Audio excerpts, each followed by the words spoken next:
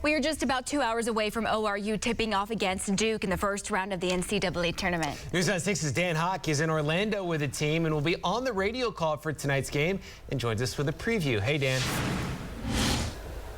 Well, hey, guys, already one upset in the books. Furman taking down Virginia. I'm thinking we should have another upset coming up later tonight with Duke facing Oral Roberts. What do you guys think? I expect it. Our money's on Oral Roberts. Yeah, we're all cheering for him here in Tulsa. It's a rainy day here. Hopefully it's pretty nice in Orlando. ORU has some experience in this tournament. Their roster is actually older than the Oklahoma City Thunder. How big of a factor will that be tonight, Dan?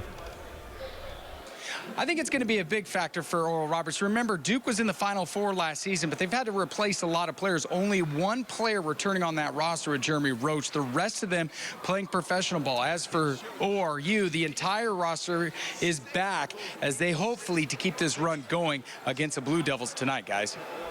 Dan, ORU has not lost since January 9th and is third in the country in scoring. Duke, on the other hand, they're also very hot. They've got a new head coach.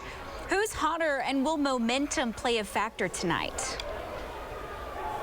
I think it goes back to that veteran leadership that ORU has compared to what Duke has out on the court. The one difference maker between the two is size is not a problem for the Blue Devils. They have athletic players, tall players, athleticism.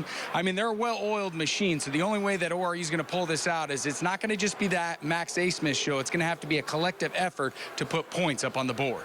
Well, speaking of Max Asmith, everyone knows that he is ORU's star player. Who else should the average fan look out for tonight?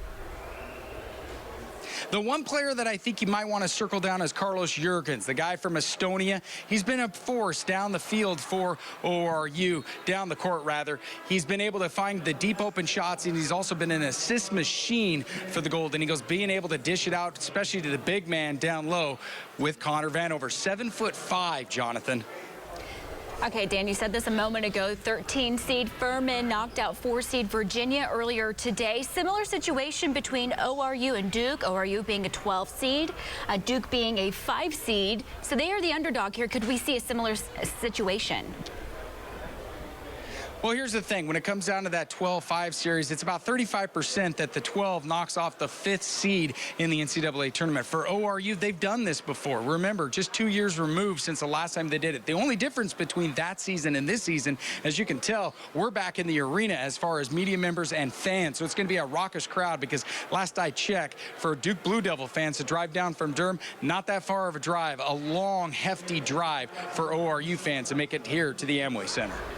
But Dan, you are there, and we are jealous. You're going to have a lot of fun. Yes, you are. Have fun.